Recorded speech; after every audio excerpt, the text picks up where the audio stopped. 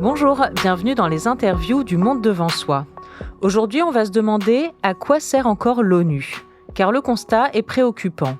Dans son dernier rapport, Amnesty International alerte sur un monde qui semble basculer, marqué par des violations du droit international toujours plus fréquentes et toujours plus graves.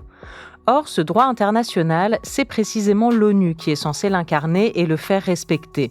Mais plus de 80 ans après sa création, son autorité, sa légitimité et son efficacité apparaissent de plus en plus fragiles. Il n'y a qu'à regarder l'actualité, la guerre en Ukraine qui s'enlise, la situation catastrophique de Gaza ou encore le rôle des États-Unis qui contournent régulièrement les cadres multilatéraux.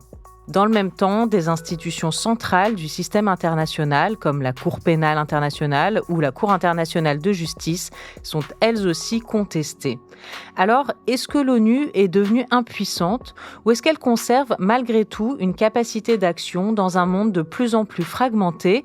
On en parle aujourd'hui avec Lucie Delaby, professeure de droit public à l'Université Picardie-Jules Verne. Bonjour madame. Bonjour. Vous êtes spécialiste du droit international. Vos travaux portent principalement sur la politique juridique extérieure des États-Unis, le multilatéralisme et les nouvelles formes de coopération internationale. Je cite votre thèse qui a été publiée en 2011, Approche américaine du droit international entre unité et diversité. Et puis, plus récemment, vous avez co-organisé en 2025 le colloque Droit des peuples à disposer d'eux-mêmes au Centre universitaire de recherche sur l'action publique et le politique. Alors, on est ici pour parler de l'ONU et j'aimerais, pour commencer, Lucie Delaby, avoir votre regard, votre analyse. 80 ans après sa première assemblée générale, où l'ONU rassemblait 51 pays, dans quel état se trouve cette institution selon vous ? Bien, comme vous l'avez vous-même indiqué, il y a 80 ans, il y avait 51 États et l'état de l'institution nécessairement a changé. D'abord parce que le contexte était différent. Aujourd'hui, nous avons 193 États. Il y a eu la décolonisation, des niveaux de développement différents des États qui sont membres des Nations Unies et cela change évidemment les choses en 2026, à commencer par les revendications et les attentes que l'on peut avoir par rapport à l'institution. Pour autant, ça reste la seule organisation internationale universelle d'abord, et a fortiori une organisation à compétence générale qui agit à tous les niveaux, dans tous les domaines. Évidemment, ça ne va pas empêcher les critiques quant à son fonctionnement, et il est vrai qu'on parle beaucoup de crise de légitimité de l'organisation. On ne peut néanmoins pas attendre de cette organisation universelle qu'elle est un mode de fonctionnement qui s'apparenterait à ce que nous connaissons dans le cadre européen. Et même si l'organisation et son fonctionnement peuvent être amendés, réformés, et l'organisation elle-même en a d'ailleurs conscience, puisque en 2024, elle a abordé ces questions, et ça fait même plus de 20 ans qu'elle les aborde, ça reste, selon moi, une instance de dialogue nécessaire, de production normative aussi, à une échelle véritablement globale. Et l'Assemblée générale des Nations Unies, sa session annuelle de septembre, en est chaque fois sans doute le meilleur exemple. Pourquoi est-ce qu'elle reste une instance importante ? Parce que, on le voit, les États, de fait, y sont présents. De fait, ils justifient leur politique extérieure, au point même d'en faire un usage stratégique. Et ça n'est pas nouveau, c'est à cet égard sans doute une continuité depuis 1945. Vous nous parliez de son mode de fonctionnement qui a évolué avec le temps, et évidemment qu'à 50 et à presque 200, on ne fonctionne pas pareil. Et peut-être que nous, justement, le grand public, on connaît assez mal ce mode de fonctionnement. Est-ce que vous pouvez nous en dire plus sur comment est-ce que l'ONU opère concrètement ? Évidemment, il y a une multitude d'organes des Nations Unies avec des organes principaux, les 6 organes principaux des Nations Unies, et d'autres mécanismes qui sont élaborés, qui sont créés par ces organes, principalement par le Conseil de sécurité des Nations Unies et par l'Assemblée générale.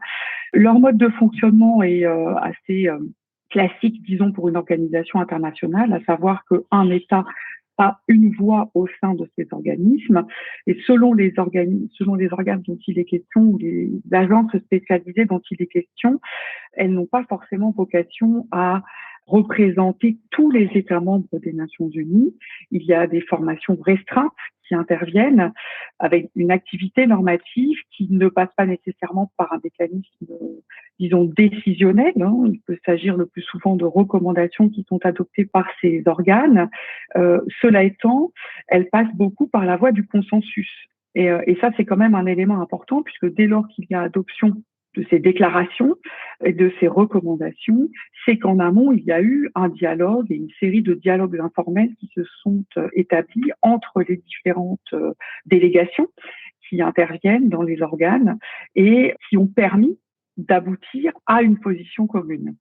Et ce sont autant de petites positions communes qui sont adoptées dans tel ou tel organe qui font avancer finalement l'organisation.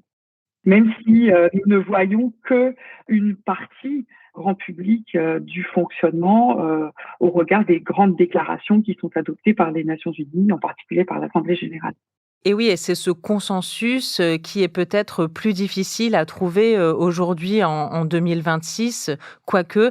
Mais en tout cas, c'est peut-être pour ça qu'on a cette impression d'immobilité, de manque de réactivité parfois. Vous sembliez dire que vous vous inscrivez en faux par rapport à cette impression-là, puisque en fait, ce sont peut-être des petits pas, mais il y a quand même des choses qui avancent et qui sont faites. Pour répondre à la question de l'immobilité, je pense qu'on ne peut pas la considérer comme étant immobile. Elle agit même beaucoup. Peut-être pour certains agit-elle trop, puisqu'il y a beaucoup de déclarations, beaucoup de recommandations et d'actions qui sont menées. C'est vrai depuis 1945, puisqu'on sait que l'organisation a la vocation au maintien de la paix et de la sécurité internationale et que tout ou presque tout aujourd'hui entre dans cette catégorie paix et sécurité internationale. Le changement climatique, l'intelligence artificielle, les questions numériques sont autant d'aspects qui, au titre d'une action onusienne, peuvent intervenir puisque ça peut porter atteinte potentiellement à la paix et à la sécurité. Donc, elle ne manque pas d'agir. Je crois que l'immobilisme, c'est quelque chose qui n'est peut-être pas vérifié. Elle qualifie, elle sanctionne, elle enquête. Et on a plusieurs exemples de ça. Alors, le manque de réactivité, je l'associerais au manque de pouvoir. Alors, quand je dis sans m'inscrire en faux, évidemment, on ne peut que constater des blocages. Et le blocage au Conseil de sécurité des Nations Unies lié au veto est la preuve évidente qu'il y a des limites au fonctionnement de l'organisation. Mais il faut peut-être voir au-delà du Conseil de sécurité et à l'échelle globale, voir qu'il y a aussi des avancées qui peuvent se manifester. Alors, si on s'intéresse plus avant à cette question du manque de pouvoir, au fond, du point de vue du juriste internationaliste, c'est le principe même de l'organisation. Le pouvoir qu'elle a, c'est celui que les États souverains qui l'ont fondée et qui en sont membres ont bien voulu lui donner. Et de ce fait, elle est nécessairement conditionnée par le volontarisme étatique et par le souhait qu'ont ou non les États d'obtenir un consensus sur tel ou tel sujet, et son pouvoir coercitif en particulier peut se trouver limité si les États ne lui donnent pas les moyens d'agir. Son pouvoir coercitif et puis son pouvoir, dans la question des moyens, il y a aussi la question évidemment du pouvoir financier. On sait que ces derniers temps, la baisse des subventions et le refus de certains États de payer leurs contributions ont aussi une incidence très concrète sur le fonctionnement de l'organisation, et pas seulement dans les grands organes principaux qu'on connaît, comme l'Assemblée générale des Nations unies. Les organes subsidiaires, comme la Commission du droit international, peuvent également être concernés. C'est cette commission qui est chargée de codifier et d'assurer le développement progressif du droit international. Mais au-delà de ces blocages, on voit quand même une Assemblée générale qui tente de prendre le relais, un Conseil des droits de l'homme qui continue à agir, à adopter des recommandations et des observations générales par rapport à la situation des droits humains au sein de tel ou tel État dont il doit faire le rapport. Des agences spécialisées aussi qui peuvent agir. La Commission des Nations Unies pour le développement du commerce international, la CNUTSI, est très active ces derniers temps aussi sur les questions d'investissements internationaux et de réforme du contentieux des investissements. Je pourrais aborder le cas de la Cour internationale de justice que vous avez évoqué en introduction. On n'a jamais autant saisi la Cour internationale de justice. Alors, encore une fois, la saisir et le fait qu'elle se prononce ne veut pas dire qu'il n'y a pas une limite commune qui est celle de l'exécution, parce que l'exécution du droit international, il appartient aux États dans l'ordre international et dans leurs ordres juridiques nationaux. Oui, c'est très intéressant ce que vous expliquez sur la remise en cause par certains États de la crédibilité ou de la confiance placée en l'ONU. Et on voit que cette institution a été particulièrement mise à mal ces dernières années avec des violations manifestes du droit international un peu partout dans le monde, que ce soit l'enlèvement de Nicolás Maduro par les États-Unis, évidemment l'invasion de l'Ukraine par la Russie, la situation entre Israël et la bande de Gaza. Comment est-ce que vous expliquez que, alors sinon l'ONU dans son entièreté, mais par exemple aussi certaines de ses agences, soient autant remises en cause, délégitimées? Est-ce que ça tient à l'exercice du pouvoir de certains chefs d'État, à leur conception de l'ordre international, ou c'est tout autre chose encore? Alors, il me semble qu'il y a pour partie cette question de la position qu'ont des chefs de gouvernement et des chefs d'État à un moment donné, eu égard à ce qu'est le droit international, à ce qu'il doit être. Vous faites référence au cas des États-Unis notamment, puisqu'aujourd'hui c'est une question importante. Et d'ailleurs, Donald Trump lui-même a dit qu'il avait sa propre conception du droit international et que le droit international, c'était lui-même. Alors, il est certain que tout va dépendre de ce que les représentants étatiques, à un moment donné, mettent derrière le droit international et de ce qu'ils veulent en faire. Et de ce qu'ils veulent en faire, évidemment, par rapport à leurs propres intérêts nationaux, qu'ils soient politiques ou économiques. Et finalement, chacun de ces représentants va se positionner et mener une politique étrangère qui sera ou non conforme à ses propres obligations auxquelles il a souscrit en droit international, par la voie principalement de traités internationaux, à partir d'une balance des intérêts qu'il va faire entre ce qui est pour lui important du point de vue de sa politique interne et de ce qui importe du point de vue de la politique internationale. Et il va de soi que ça, on a une forme d'accumulation ces dernières années, malheureusement, qui laisse à penser qu'il y a une remise en cause du multilatéralisme par cette voie-là, puisque plusieurs grandes puissances font état d'un désintérêt ou d'une indifférence par rapport au droit international, et l'accumulation n'est évidemment pas favorable au respect des règles qui ont été établies depuis près de 80 ans. Cela étant, c'est justement ça qui va conduire les États à faire des interprétations de la règle assez différentes en fonction de leurs propres intérêts. Aujourd'hui, on parle d'ailleurs de ce qu'on appelle des usages stratégiques du droit international, le lawfare, qui est une expression devenue assez courante, on retrouve facilement dans les médias et dans la pratique. Pour autant, ça non plus, ça n'est pas complètement nouveau. Il fut une époque où des auteurs, et Guy de la Charrière en particulier, évoquaient une politique juridique extérieure dans les années 60, notamment 70, où la place du droit international, elle est évidemment variable en fonction de l'intérêt que l'on a au niveau interne. Il peut avoir une fonction de légitimation d'une position de politique étrangère. Il peut être un obstacle à l'action, et c'est ce qu'on semble percevoir aujourd'hui pour certains chefs d'État. Et en ce cas, il est ignoré, ou il peut au contraire être un levier d'action, un moyen d'action, auquel cas les États vont s'en servir à cette fin. Et il me semble que c'est un instrument aussi d'une politique étrangère. Alors, il est dangereux de le réduire seulement à ça, mais il joue ce rôle dans un contexte, vous l'évoquiez, qui est aujourd'hui assez fragmenté. Et ce contexte fragmenté, évidemment, ne facilite pas le troisième rôle que j'évoquais, c'est-à-dire celui de faire du droit international un véritable levier d'action. Il y a un certain temps, je reprends cette expression que j'emprunte à un collègue, Olivier Corten. Le droit est véritablement un sport de combat ces dernières années. C'est un sport pour lutter contre des interprétations divergentes que vont faire entre elles des puissances de telle ou telle règle de droit international. Et on avait déjà ça il y a une vingtaine d'années, au moment des questions liées à la lutte contre le terrorisme, la question de la légitime défense préventive qu'on retrouve aujourd'hui évidemment avec le cas du conflit entre Israël et la Palestine, notamment la situation à Gaza, ou l'Iran et les États-Unis. Oui, ce sont des points extrêmement importants et presque philosophiques peut-être. Je veux bien qu'on détaille un peu cette question du droit international et qu'on revienne du coup sur la CPI que vous avez abordée tout à l'heure. Quel est son rôle concret? Qu'est-ce qu'elle a permis en 80 ans? Elle a quand même permis beaucoup de choses. Oui, en effet. Alors sur le rôle concret, j'indiquais l'équilibre, il est à trouver entre une logique, ce qu'on pourrait appeler une logique de puissance versus une logique de droit. Elle va dépendre de manière un peu conjoncturelle de la place que les États vont accorder à ces règles de droit international.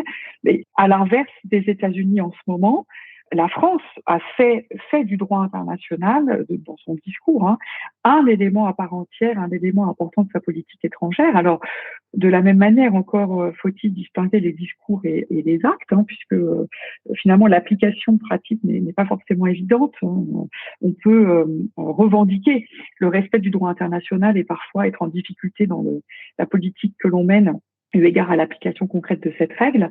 Mais je crois que l'un des enjeux majeurs qui ressort aujourd'hui, c'est de s'assurer qu'on parvient à conserver cette optique selon laquelle le droit international doit rester un langage commun pour tous les États au niveau international. Et en 80 ans, on a vu des périodes durant lesquelles le droit international n'avait pas été respecté. On a vu des cas dans lesquels l'interprétation de la charte avait suscité nécessairement une adaptation par rapport à ce à quoi avaient consenti les États à un moment donné en 1945. Mais ça a aussi été des leviers d'action.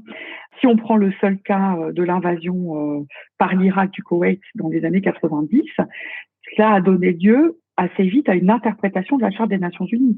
Initialement, dans la Charte, vous ne trouvez rien qui indique que les États peuvent prendre tous les moyens nécessaires pour utiliser la force armée et pour donc participer à une opération armée sur le territoire irakien pour venir en aide au Koweït. Initialement, le Conseil de sécurité devait avoir un comité d'état-major et une armée onusienne, ce qui n'a jamais été le cas en pratique, et on a déjà interprété la Charte des Nations Unies. Mais là, on a typiquement un exemple de ce qu'elle a été utilisée, cette interprétation, pour mieux appliquer et faire respecter les règles de droit international, et notamment l'interdiction du recours à la force armée. Il est vrai que ces éléments sont évidemment essentiels. Alors, il y a sans doute un autre aspect qui me semble important dans les évolutions contemporaines que l'on voit néanmoins, ce sont les attentes que peuvent avoir les États, notamment en termes de représentativité, de diversité plus grande que doit intégrer le droit international. Il y a à l'heure actuelle, vous parlez des éléments un peu plus théoriques, il y a quand même à l'heure actuelle beaucoup de questionnements sur ce qu'est le droit international aujourd'hui, ce que sont les règles, c'est-à-dire des règles pour une large part adoptées en 1945. Et en 1945, nous avions des États qui pour partie n'existaient pas, qui étaient encore des territoires non autonomes et qui n'ont pas directement participé à l'élaboration de ces règles. Et ça fait sans doute partie des questions de légitimité qui se posent, même si l'ONU, je le disais, est universelle et a aussi cet aspect important de représenter toutes les voix au niveau international. On entend beaucoup de questionnements, beaucoup de revendications au sujet d'une plus grande représentativité d'États qui jusqu'alors ne l'étaient pas suffisamment. Et ça fait sans doute la transition avec la deuxième question que vous me posiez, qui a trait à la Cour internationale de justice, donc celle qui est un organe principal des Nations Unies, non pas la Cour pénale internationale, qui a été créée bien plus tard avec le statut de Rome. Cette Cour internationale de justice, précisément, quand on regarde parmi les dernières affaires portées devant elle, et notamment par l'Afrique du Sud contre Israël à propos de l'application de la Convention pour la répression du crime de génocide, à propos de la situation à Gaza, elle est l'illustration de ces attentes que peuvent avoir les États et de revendications que les États peuvent avoir eu égard à une application des règles de droit qui soit valable pour tous les États à égalité et pas seulement pour un certain nombre d'entre eux d'une manière générale. Et dans cette veine-là, est-ce qu'il y a des adaptations de l'ONU qui vous sembleraient pertinentes? Est-ce qu'il faut envisager certaines réformes? Est-ce que, par exemple, les vétos au Conseil de sécurité qui sont détenus par une poignée de pays seulement, c'est un problème à vos yeux? Alors, à l'évidence, oui, il y a un problème, et ça renvoie à ce que j'évoquais à l'instant, finalement, la question aussi d'une égalité souveraine sur le papier, puisque ça fait partie des principes fondamentaux qui sont énoncés par la charte, mais d'une égalité qui, de fait, se trouve limitée et immédiatement remise en cause, ne serait-ce que par cet effet du veto. Et d'ailleurs, les revendications à cet égard sont nombreuses depuis assez longtemps. Alors, on sait, vous évoquiez la question de la réforme des Nations Unies. Celle du Conseil de sécurité en particulier est une question qui est posée depuis près de 30 ans maintenant. C'est loin d'être une nouveauté. Malheureusement, là aussi, le consensus est difficile. Il y a un cycle de négociation qui a débuté à ce sujet avec différents groupes d'États qui ont des positions différentes, des velléités d'avoir une représentation d'États du continent africain, ce qui serait tout à fait légitime compte tenu du poids aujourd'hui régional de l'Afrique et d'organisations régionales qui ont tout à fait leur place dans le maintien de la paix et de la sécurité à minima régionale, sinon internationale, et qui collaborent avec les Nations Unies à ce titre. Et ça, c'est évidemment cette question de réforme un élément fort de légitimité pour l'avenir de l'Organisation des Nations Unies. Il y a des propositions qui sont faites en ce sens sur la restriction possible du veto, sur les conditions qui seraient posées.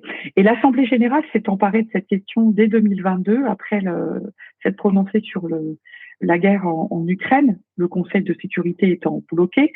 C'est elle qui a qualifié l'action russe d'agression vis-à-vis de l'Ukraine et qui a décidé qu'elle organiserait de manière systématique un débat dès lors qu'il y avait un veto qui était envisagé par un des membres permanents au Conseil de sécurité pour assurer finalement quand même un dialogue et s'assurer qu'il pouvait y avoir une action à minima au sein de l'Assemblée générale. Reste que cette Assemblée ne pourra pas prendre des mesures coercitives, des sanctions qui s'imposeraient aux États. Et ça, c'est sans doute un autre élément de réforme auquel il faudrait penser, puisqu'on a une limite sur, encore une fois, la question de l'exécution des obligations. Oui, c'est une critique qui revient souvent. L'ONU donne des positions de principe, mais finalement, il n'y a pas de sanctions derrière, donc les États peuvent continuer à faire peu ou prou ce qu'ils veulent.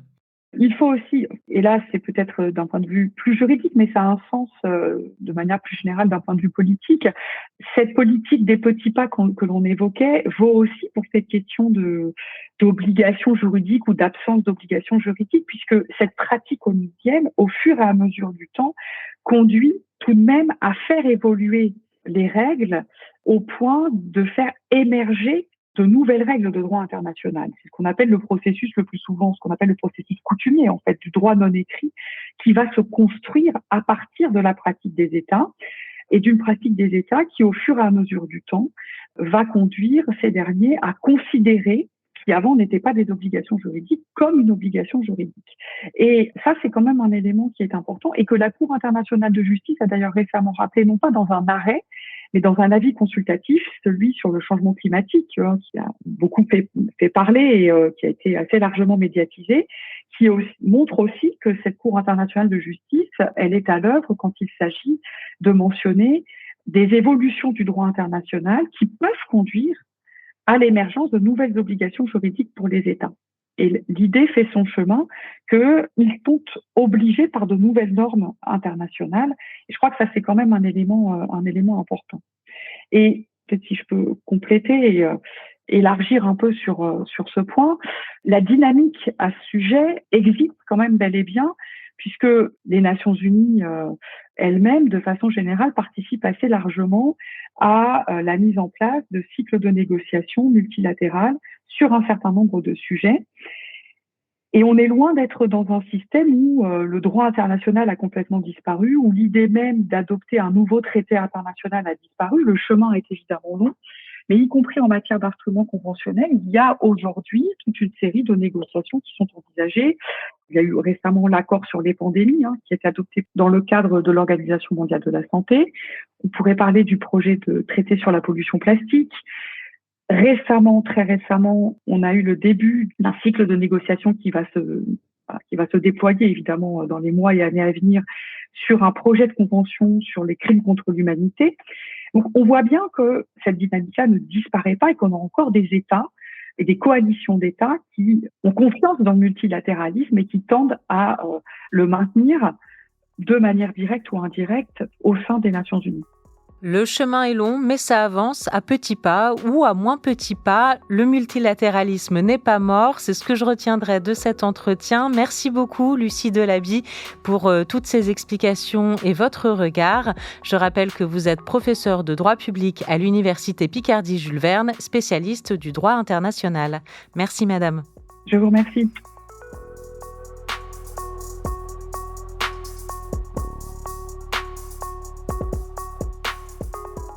L'interview du Monde devant soi est un podcast de Slate.fr. Production éditoriale, Hélène Decommer et Marie Agasson. Présentation, Hélène Decommer. Prise de son, montage et réalisation, Aurélie Rodriguez.